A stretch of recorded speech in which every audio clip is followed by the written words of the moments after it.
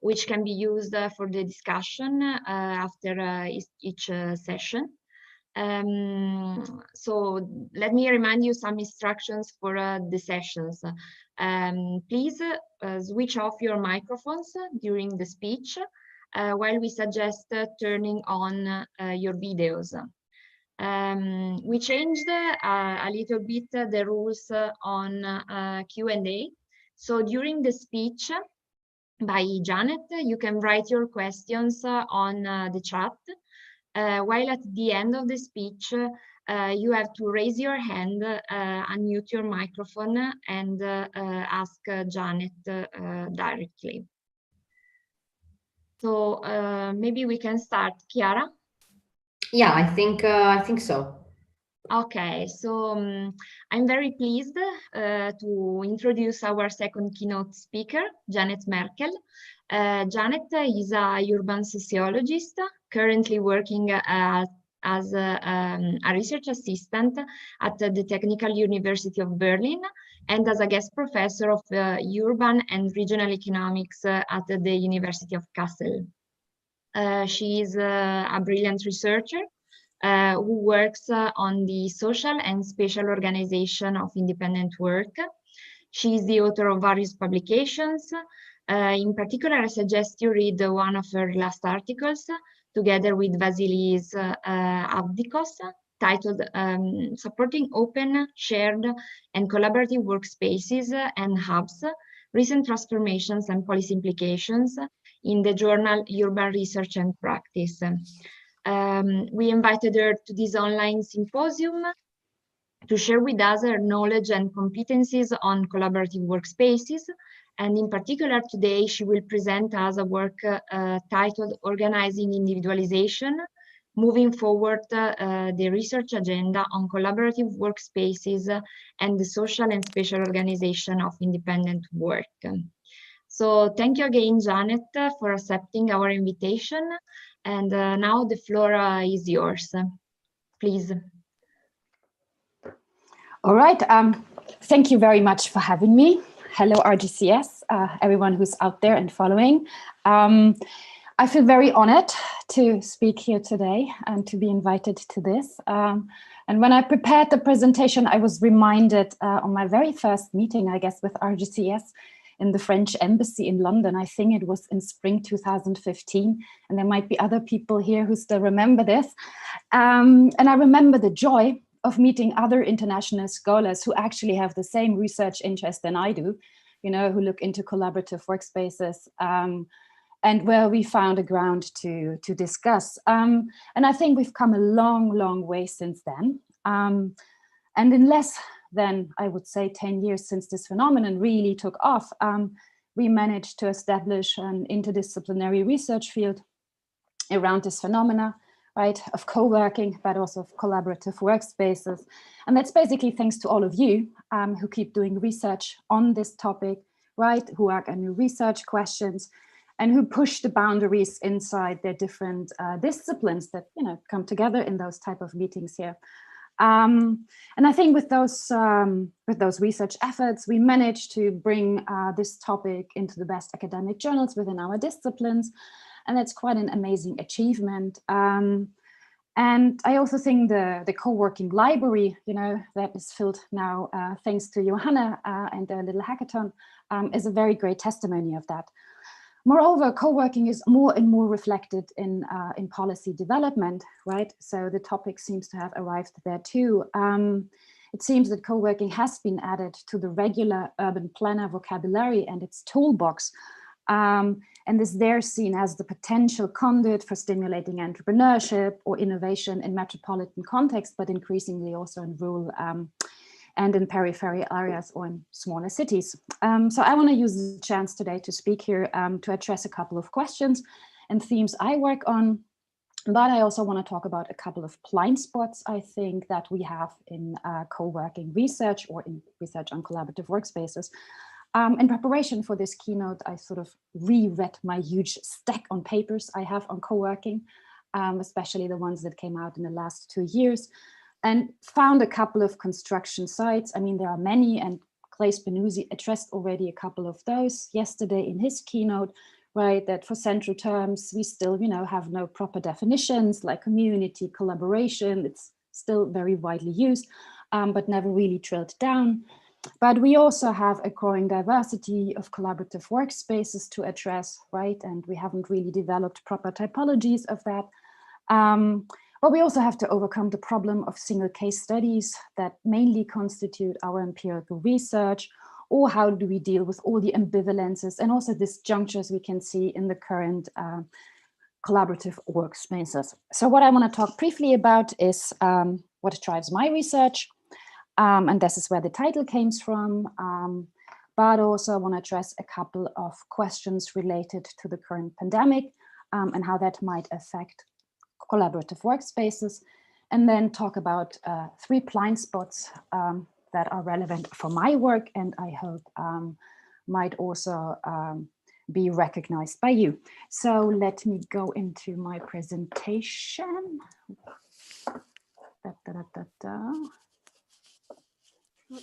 Do I have the right? Federica? I think you should have the right. No. Yeah. I can't see my PowerPoint presentation as something he gives me. I can't be. That never happens. It always works well in teaching. You click on the share screen button. Yeah, I know, but he doesn't show me my PowerPoint as a program I can choose from. He shows me everything else, Word, Whiteboard, Safari. I don't know, maybe if you can share your PDF, or I don't know. Or just screen. What a pity. Okay, now we can see your desktop. Can you see the presentation, the PowerPoint program? Yes. Like this? We see it perfectly. Perfect. Okay. So yeah, my background is in urban sociology, and I guess that brings a particular focus with it. And that focus is for me the question around the social and the spatial organization of independent work. And under independent work, I look specifically into freelance worker, but also into self-employed workers. And that sort of builds on previous research I did on labor conditions in culture and creative industries and on creative milieus.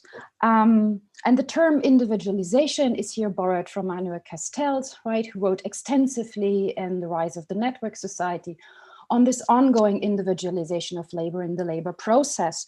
And where he said we see the emergence of flexible work patterns due to new information technologies, but also because of the restructuring in industrial sectors, and that change work in 4 crucial dimensions. And I guess that's also what Clay Spinuzzi talked about yesterday, and what we all know, right? It changes for people how long they work, right? Basically, there are no limits anymore. It also changes for people where they work, so in terms of location, but it also changes the expectations around a job, right? It drills down mostly to a task orientation and has less to do with future careers. And it also has a changed employment relationship. There's no social contract anymore for those type of independent workers. So that leaves me with the question, how do then independent workers organize their own workplace and economic production without the safety nets that are usually afforded to employed workers? And this inquiry is sort of based on a couple of assumptions that should also be quite well known, I guess, if you deal with co-working and collaborative workspaces. And one of those is that we can see with ICT that work becomes way more fragmented into on-demand tasks, but that it also stretches over multiple sites and that it's always with people, right? So basically everywhere is now a place of work. And this notion of a workplace as a spatial and temporal locus becomes completely redesigned. Also, another point, very important, is that this individualized modes of work blur this distinction between production and reproduction in cities, but also in homes. What we see is that people work in cafes and restaurants, in parks or in stations. And all those places now become workplaces because people are always locked in. Then there is this assumption, and this is sort of driving my interest into co-working spaces, is this rise of new work might also lead to the emergence and diffusion of new organizational forms and institutions. right? And what might those be? And what those institutions might serve are exactly the social needs of workers that are not covered anymore, right? And when the life becomes so uncertain, transient, and an episodic nature of work, then this might have effect on the workers' biographies, on the life narratives, but also on their identities. And we see that workers will look for new forms of social embeddedness, of building social relations in local contexts. And another point that was highlighted very much by Richard Florida, but kind of, wasn't very looked into with his whole theory about the creative class, is his argument of saying that places will really play an important role in organizing independent work in the future. So it's not organization, but it's particular places. And this is basically what I'm looking into, and where co-working spaces are just one part of it. And for me, co-working spaces, or the broader category of collaborative workspaces, is really about a social arrangement that answers certain needs of independent workers for social belonging, for having colleagues, to construct a stable personalized work identity in the absence of the attachment to organization, to established professions and their codified roles, their occupational continuity that you would have, or shared work activities. So in a way, one could claim they function as a surrogate organization for them. So for me, it makes total sense to bring urban studies together with the sociology of work, and to really look how particular spaces or places shape social relationships, right? And how they could serve to help those independent workers, and to, research how independent workers socially, but also spatially organize their work lives. And this is sort of like my main concern. I'm not looking into entrepreneurship. I'm not interested in if that, steers innovation, etc. But for me, it's coming from understanding working conditions of those type of workers and the kind of new places or even new organizations they create. And that sort of sparked my interest in co-working a couple of years ago. That brings me to my second topic. What might be the impacts and the effects we have seen of the COVID-19 pandemic on collaborative workspaces? I think the pandemic, hit at the heart of collaborative workspaces, because those thrive on the social benefits of proximity. And we know that physical proximity, but also serendipitous social contacts, are now seen as occasions that could spread the virus, right? So it basically hit what was so important about co-working. Furthermore, if you go on a more macro level, you see that the pandemic very much acts like a magnifying glass. It augments existing problems and social, economic, and ethnic and racial inequalities that we have in our societies on a very large scale. And as Clay Spinuzzi on the other side reminded us yesterday, why co-working really took off after the economic and financial crisis in 2007, 2008, it might be now a moment to think through what those effects might be now after this massive, massive crisis we experience. So this pandemic offers new research opportunities, right? And I guess many of those are already addressed in the session throughout the conference. And one of those I looked into is the resilience of co-working. So to actually ask, how did they maintain, we see that a majority of spaces was really hit hard, had enforced closure, with significant drops in membership, but also in additional incomes. Nevertheless, many spaces managed very well to go through this crisis. They adapted rather very quickly, right? They adapted their operational models, their policies, and also introduced new distancing protocols with more personal space for each co-worker. And what we also see is, to maintain their community, they quickly switched into a remote co-working form, right? They used the digital platforms to keep their communities together, to keep the routines and to keep the rituals they had within the space. So each individual co-worker could keep their work activity patterns, but of course they also used it to look out for each other. And another point that has also been sort of accelerated through this crisis is the rise of digital co-working. By that, I mean purely digital platforms that we see arising where, or that emulate a co-working space, how it would look, you know, physically with work areas, but also with social meeting areas, but who remain completely online, right? A second point in terms of what has changed through COVID-19, what might be immediate and sort of the short-term effects, I think we also see very interesting developments. The first, the social distancing, many spaces introduced those distancing rules. So we see now much more personal workspace, which might impact the way social relationships are created in the spaces. You know, it might lower the potential for serendipitous contacts, but also maybe has effects on belonging or community engagement. We also see new activity patterns. Many reported that they work less from co-working spaces, so that they do this hybrid model of co-working, so only a day in the space and then maybe from the home office. We also see material adaptations. So many spaces rebuilt their layout or adapted their layout to create more space for individual workspaces or take away social areas to enable more personal workspace, but also to introduce touch-free appliances and uses. And one of the things that is always suggested is that we probably don't see much social areas in the future, but rather that personal workspaces inside a bigger co-working space might be the future of how co-working spaces will look like. Another point I found pretty interesting that I could see is that many defined new priorities, right? They completely reframed the way they described them. They created new narratives, whether it's like in this image, they call themselves now a safe alternative to the home office, right? Or a safe space to work.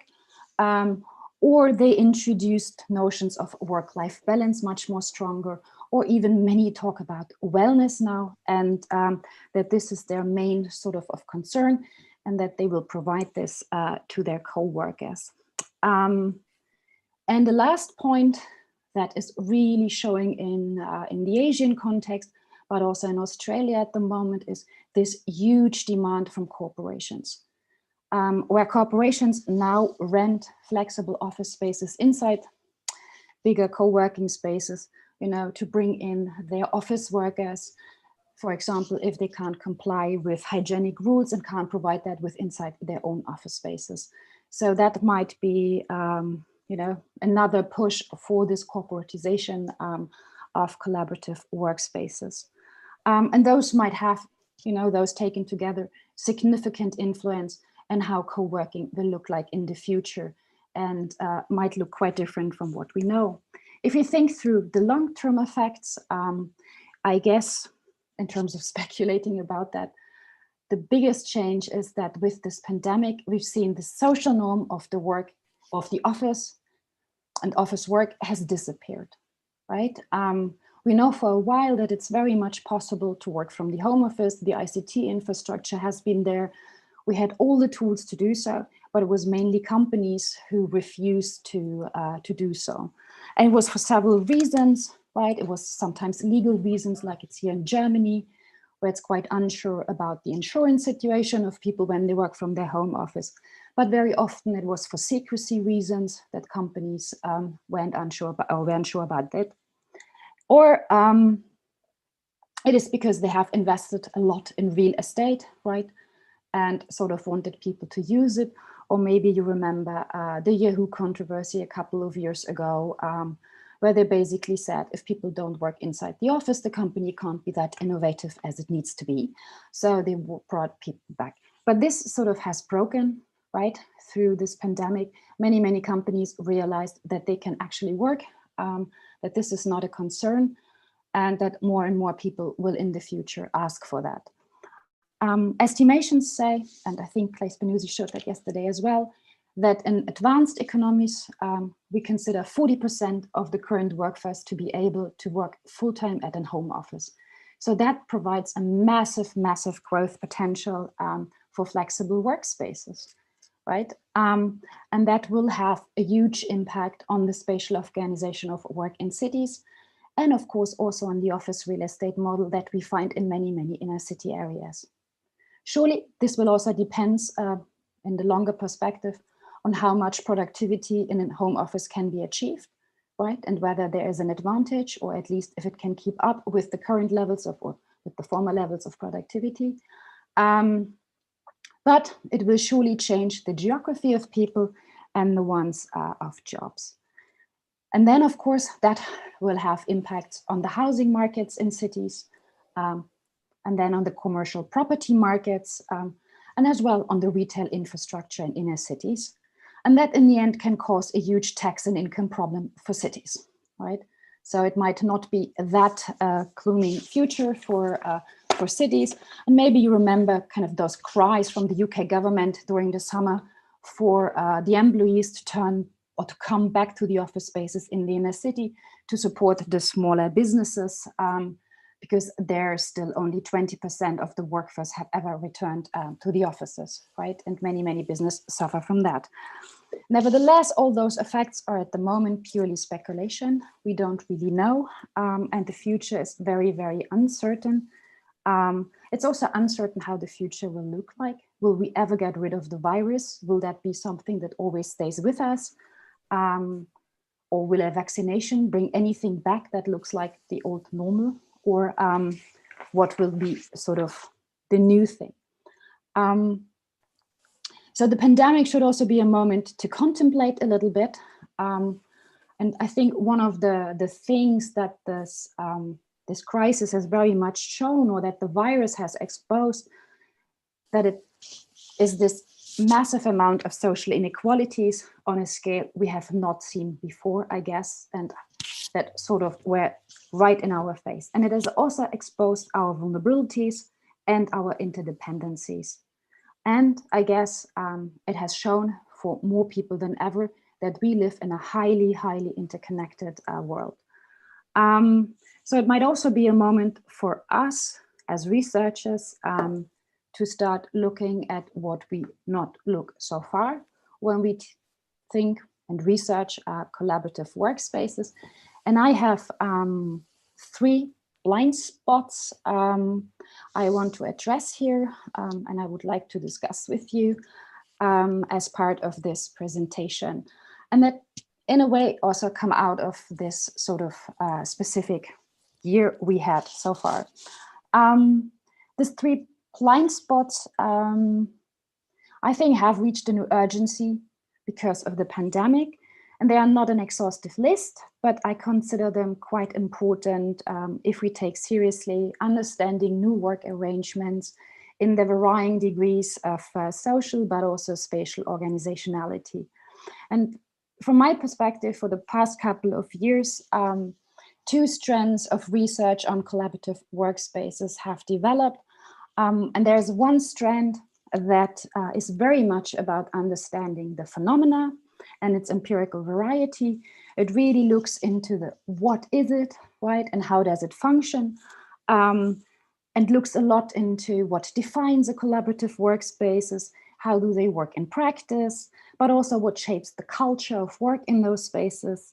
And it focuses a lot on the workers, their motivation, and sort of what makes them stay in a specific space.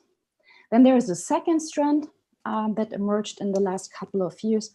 And there it's very much about using co-working spaces or collaborative workspaces as a lens, as an empirical case for all sorts of new theoretical approaches and development. And there it's less about the phenomenon as such and understanding it, and rather about bringing it into dialogue with discipline-specific debates. And what characterizes both strands is that they very much look into the inside of those spaces, almost like it would be a container, right? It's very much about what happens inside those places, organizations, but it's very much less about the outside of it.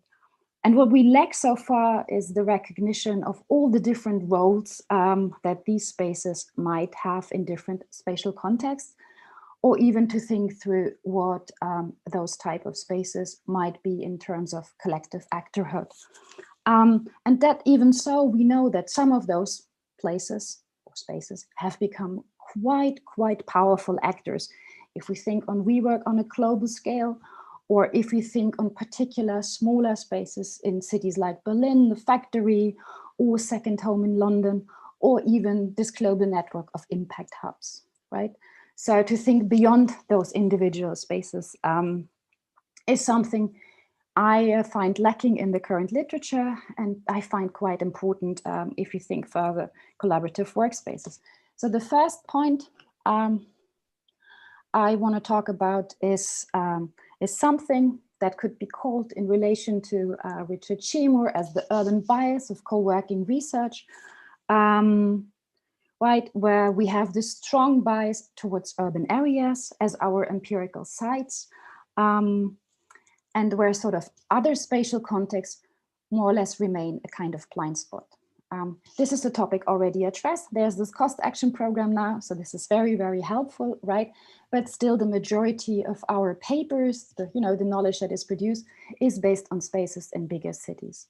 That leaves us with lots of questions, right? And one of the hopes at the moment is that the whole COVID-19 pandemic will bring more independent workers to smaller cities or to more rural region, right? And we have seen those mobility patterns already before the pandemic, where some actors choose to leave the bigger cities with their high prices for housing and land, and where they try to flee sort of the negative externalities of those agglomerations. Nevertheless, that leaves us with some important question, and maybe co-working spaces or collaborative workspaces in more rural and peripheral areas might look quite different and might serve different needs than we would have in cities. Vasilis Avdikas, Ignacy Capdevila and I, we are finishing up a smaller research project we have done based on a bigger surveys among smaller co-working spaces across Europe, and where we are now trying to write our first paper out of that research, and where we could find a couple of characteristics that clearly show that those spaces might look different than what we see in cities. And what we see is way more variety in terms of demographics, especially older age groups, and of course, way more professional backgrounds from the people. We also see that in those spaces, it's way less about events and very much about a basic working infrastructure. There's also hardly prototyping going on. Those spaces are also less entrepreneurial, and they're also not interested in entrepreneurial ecosystems. And it's much more about freelance workers and sort of who work with long-term clients, right? Most of these spaces are also smaller. They're often the only space around, so there's neither competition nor help from other spaces, right? They're often very singular.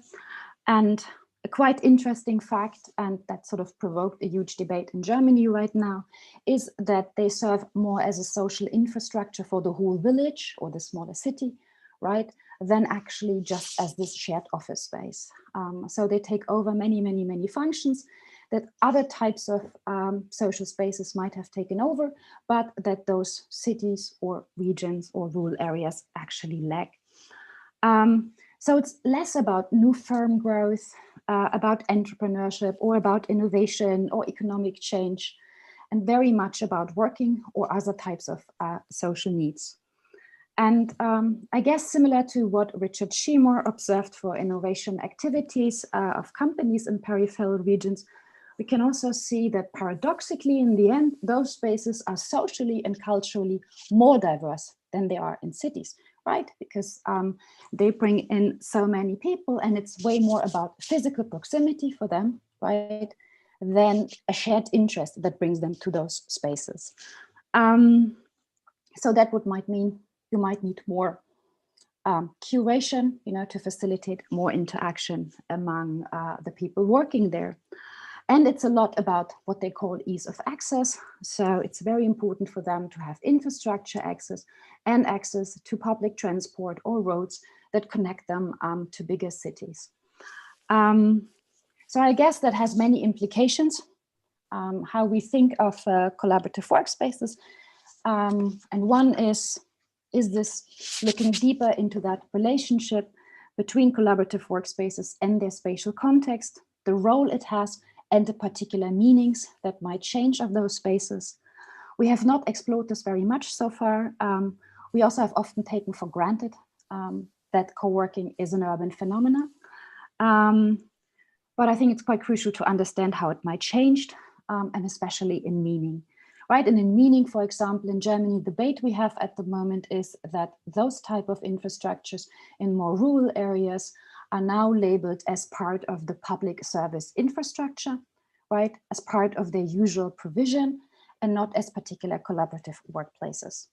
So that gives those providers, a boost, but also much more access to public health. And this relates to that they serve as more social infrastructures than just a workspace within those villages or smaller cities. Another point is we've also so far little examined what actually the political economy of those places do in terms of or in relation to collaborative workspaces. And the other question is, it's more an economic geography one, but really to ask, how does an existing economic geography actually shapes this phenomena of co-working? We know that those agglomeration economies in those bigger metropolitan cities, that those shape co-working a lot, but how is it in a rural area, in a smaller city, right? Or a place where it's just one industry that dominates the whole region? Does it have any effect? The type of people we find there, the type of independent work that we find, are there any relationships or specific effects? And another point is, how is this actually growing, this phenomena in those type of region? Is it all by mobility? Is it all by sort of imported people from the bigger cities? Or who's driving those developments? Another point is, I think we also look way too little into at the moment, is the role of neighborhoods, which have recently gotten assigned, at least in this WeWork campaign, a new role. I find it striking because WeWork so far always positioned itself as about being inner city locations, right? Being there where business is and not necessarily where people live. And now they completely changed their strategies, at least here in the German context. And now they advertise themselves as being the neighborhood workspace provider for people. So an important topic for me is also to look into neighborhoods as a spatial context for collaborative workspaces, but also as work, as a place to organize work for independent workers, and also as alternative economic sites for value creation. So to look closer, what is the role of cafes, lobbies, or sidewalks now that those are all places where people work, right? How does that change? And so far we have some interesting literature emerging that can be used for that, right? There is an interesting new literature or body of literature that connects entrepreneurship research with neighborhood research and looks a lot into the role of housing for independent workers. And we also have research that looks into the multi-sidedness of work under those notions of work ecosystems or workscapes. So, that try to trace where individual workers do work. And it's not just at home or in their home office or in their collaborative workspace, but it's on way more location and try to capture that. And I think a nice quote from that is from a research project I started last year, is sort of from Circular Space here in Berlin, where they clearly say, we are not an island just because we have a house with a door to close, right? And I find we haven't really looked much yet into all those social, cultural, or economic relationships that collaborative workspaces might have in neighborhoods, and the role they play for individual people in organizing spatially their work life. An interesting project right now, just to show you, is a project from Lucas Stevens and Richard Shearmore, where they just published a paper on, and where they tried to trace those new geographies of work from service workers in Montreal, and where they can clearly show these workscapes, right? How people work on very different locations throughout the day and perform their work activities there. And some are fixed, some are more transient, some are more spontaneous, etc. And they give you an idea about sort of those new geographies. And the last point I'm working on, or started thinking, of course, based on the pandemic quite a lot, is to think through a bit more if co-working spaces or collaborative workspaces could also act as an infrastructure of care, right? And this ties into a thinking that sees those type of spaces within an alternative economic narrative, but also try to connect it with emancipative politics, and to think through what might be the wider social role that co-working spaces might play in neighborhoods, within cities, but also beyond in social or in political struggles, right? It's a topic that we have in the research field, but a question for me would be to think through whether they could actually act as those infrastructures where an ethics of care is sort of practiced and where actual care is practiced, right? And one of the points, you know, that sort of stipulated that was the publication of the Care Manifesto by the Care Collective, because one of the crucial points in this book is to think care way beyond the usually hands-on approaches of care that we have, right? To think beyond the nurturing as parenting, or to think beyond places that we usually associate with care, like daycare shelters for homeless people, or for disadvantaged people, or to think about community food shops, but to go beyond and sort of think through what might be new key sites for care in cities, and what sort of, you know, what they could do to grow an ethics of care. And what they mean by care is, you know, the individual, or as our individual or common ability to provide the political, the social, material, and emotional conditions that allow the vast majority of people and living creatures on this planet to thrive along with the planet itself. So what you see there is that, you know, they use quite a broad, a way more active definition. I think it's something that we can connect quite well with collaborative workspaces. And I find many occasions in my research where people, whether it was co-workers or whether it was hosts, actually talked about giving care or receiving care, right? For example, caring is a huge part of what hosts do. There's emotional labor, we already described that, right? Sort of what they do on a daily basis to create this welcoming atmosphere, to listen in to co-workers, right? To attend to their specific needs. But I also hear a lot in my interviews that co-workers says they feel cared for in a space. They especially use that type of vocabulary. And so I'm started looking more into that and to think through with this care lens what those spaces might mean, and what type of benefits they might bring in terms of time. Just want to sum up a few points that when I went through my literature, but also in other papers where I found this incidence of forms of care within co-working spaces, I think we have quite a lot. We find the self-care. There's a lot described that, you know, people go to those places because as a form of mental well-being. We have this care that is given through hosts. It's the listening, it's the pointing towards help, it's the realizing the situational needs, but it's also help and support among those co-workers that range from professional support towards emotional support, but also often describe genuine friendship, right? That also then becomes a source of care. I think a very crucial form of care that they can receive in co-working spaces is recognition, right? This peer-to-peer recognition where people get recognized as someone, they get recognized as someone who's a designer or who's a programmer, right? Where other people see them actually performing their work and see them as a professional. So they can, you know, align with their professional identity and use that as a source of self-worth. But it's also increasingly about mutual help and solidarity. We see a lot, and especially now through the crisis, that co-workers help each other, that they set up mutual funds to help each other, but also that some start on a more collective level to actually argue for their needs. Or what has become here very popular in Berlin is that now co-working, or there are many co-working spaces as childcare facilities. And the last point is, of course, one can also think about the knowledge that is created within the space and the resources within that community as a form of commons that emerges among the co-workers, right, through certain types of practices they do there. So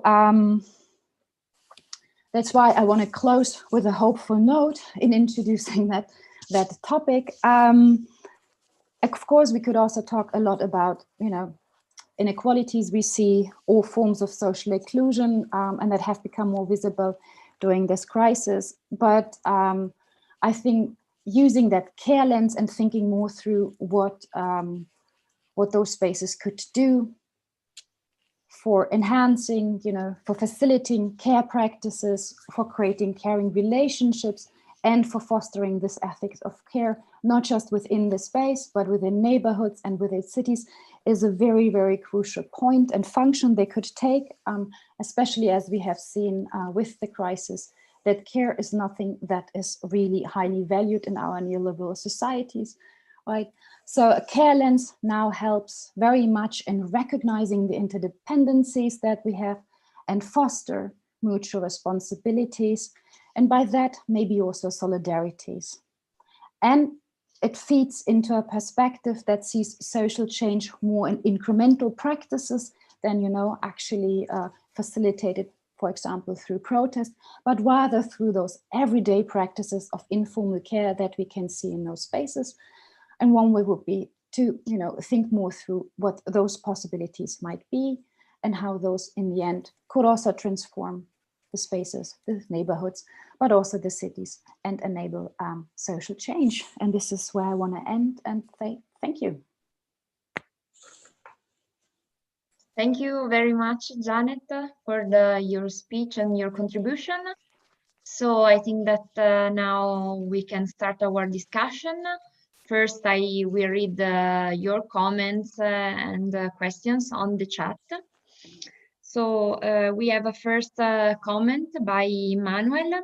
Totally agreed. Not only there's a tendency to ignore different and smaller spatial contexts, but also to use the global city stick, especially European and North American, to measure every place in the world, a historical blind spot of urban studies. So I don't know if Emmanuel, you would like to add something. I'm muting your microphone. Yeah, no, just wanted to thank and congratulations to Janet, because again, amazing speech as usual. But it's just this, like, there's two authors, David Bell and Mark Jane, and they do research on smaller cities, and they have a few books and articles published this, like trying to problematize, trying to make this critique of this notion that in urban studies we always tend to use like New York, Paris, London, Berlin. This is the standard. So every place, if you want to achieve urban development, you need to look like New York, you need to look like Berlin, or you need to use data from these cities so you can manage to see what works and what not. But it's interesting because they have some research and some data and some empirical data about this, like the things that works in smaller places, in smaller contexts. In it's it just ring a bell about this. But again, just a comment. Thank you, Janet. Oh, thank you very Thank much. you. I'm very aware of, because, you know, I come from this whole debate about creative cities, culture and creative industries, cultural production, etc. And we have that for a long time now. And it seems we finally really take it seriously. And I started teaching a lot of those classes with my students, especially now since I'm based in Kassel. Most of my urban planning students are not interested in big cities. They have no relation to that, but they're really interested into smaller cities with 50,000 inhabitants and how they can actually, develop those economic sectors. So I'm looking way more into those differences and be way more aware of those different spatial contexts. Yeah. So there's a question by Ivan. I don't understand no prototyping. Any clue? Thanks. I think she refers to collaborative workspaces outside metropolitan cities. Yeah, and it might just be a bias in our service, but we hadn't had any makerspaces, or where prototyping played a role. We didn't have those popping up. So that's where no prototyping is coming from. It doesn't mean that they don't, that there might not be. It was just not in. We have 90 spaces that in the end sort of filled out a full questionnaire, and there was no makerspace among them. Okay, so there are some other comments on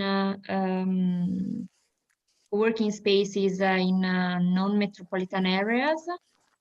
So, for example, from Chiara, yes, surprisingly enough, in the US, instead, the majority, 2/3 of co-working spaces are located in non-metropolitan areas. Only 35% of American co-workers are found in big cities versus 70% of European co-workers. And Ilaria said several differences in different countries. Gregor, it is a highly contextual phenomenon. There is some non-core, even large countries where there are no working spaces in rural areas. Cultural and institutional context matters.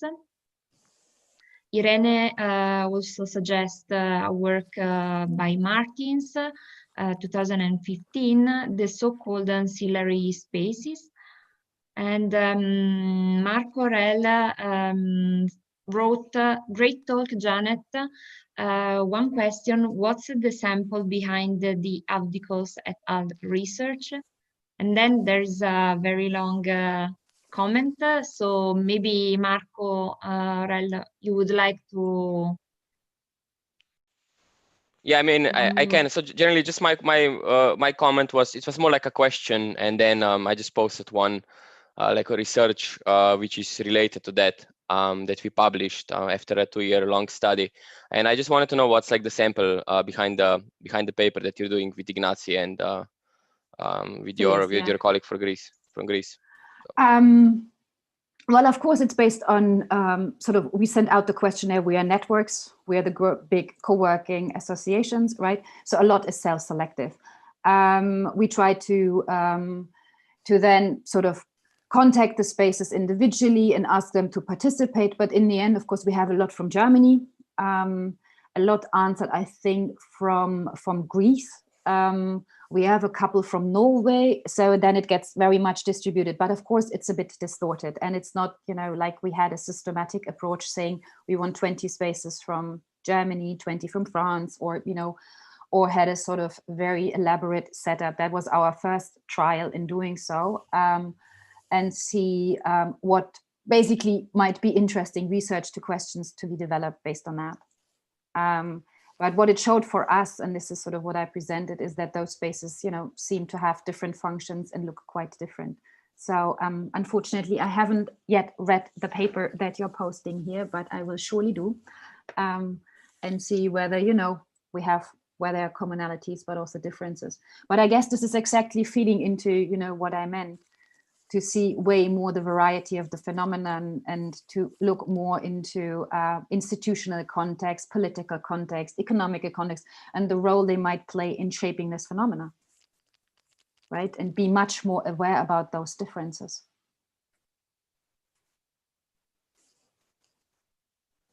Okay, thanks, Janet. I will send you the paper later on the email. Okay. Thanks. I think it might be in a journal where I have no access. I think I saw they had the announcement of it in Google Scholar. Yeah, that's why I will send you an email later on. Very nice. Yeah, that's why it would be very, very nice. Thank you. Ivan also wrote about the Care Emancipation Manifesto, an initiative from Tara Everett in Winnipeg, Canada. Kano Co-working, an indigenous co-working community. She is also on the lookout for other indigenous co-working communities across the world. If you know one, please let me know. Mm-hmm. Then Cristiano said, you mentioned the new narratives that are emerging to support the permanence of face-to-face co-workings, but I believe that the most complex and the most difficult narratives to be built will be those to convince people that remote co-workings can be an acceptable alternative. Could you talk a little more about this? So about remote co-working.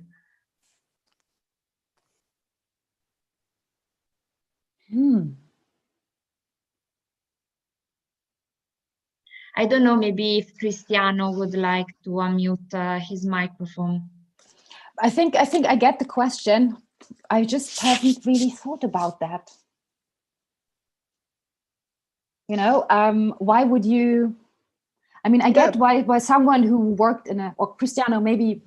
No, it's just because I guess that the protocols are already established narrative for most of the organizations. So people may accept or may deny them, but they are already established. But you talk about the remote co-working. So I was thinking, what can be said about them to convince people to say, okay, you don't need to go to the face-to-face encounters. You can stay here, and you know, I don't know if they exist. It's just a doubt. I mean, what I meant with remote co-working here is sort of that they temporarily went online, right? They use the digital info. So I guess for many co-workers, it's already clear why they use it, because they want to keep their routine they had in this space, right? And they can't use what they are afraid to use, because many spaces are open again, you know, but they can't accommodate that many people. And I guess there are many who are afraid of going there. But they use this online option. So on the other side, if you think about this growth potential now coming from office workers staying home, for them, I guess it might not be an option to engage in it in a remote way. They would rather be more interested in, you know, trying a shared co-working space, you know, face to face as an alternative to what they have in their office. And they might have online anyways a way of engaging with their colleagues from the company, right? So I'm not sure if this is something that remains, if we will see in the future. You know, it's a question mark, way more sort of hybrid forms of co-working where this is actually combined, or if at some point it might be okay to go back into the co-working space, you know, properly, then this might be ended. I don't know, but it's something to dwell on, I guess. Okay, so Ilaria wrote, teleworking has a negative impact on mental health, as recently found by a research in Australia. If this is the case, co-working spaces can represent a good alternative. Infrastructure of care is an interesting issue, but do you think this is a new model valid for this pandemic period, or it will have a longer impact? In your research, have you found a growth of co-working in peripheral areas during COVID-19?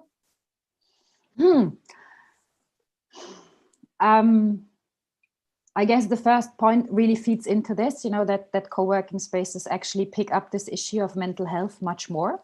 And I think they are more pronounced in describing themselves as, you know, as an interesting alternative, or as a space, you know, where you could stay sane. The second question, I hope it has a longer impact, because I guess it's not just, you know, it's not just something that is now needed. I think we need that for our societies in the long term. Just because everything that was exposed through this COVID-19 pandemic, and that has sort of basically gone wrong, you know. And I think in that, you know, in that or that change that we want to reach, there they might play a very crucial role. And I think that's why there is a long-term perspective needed than just right now.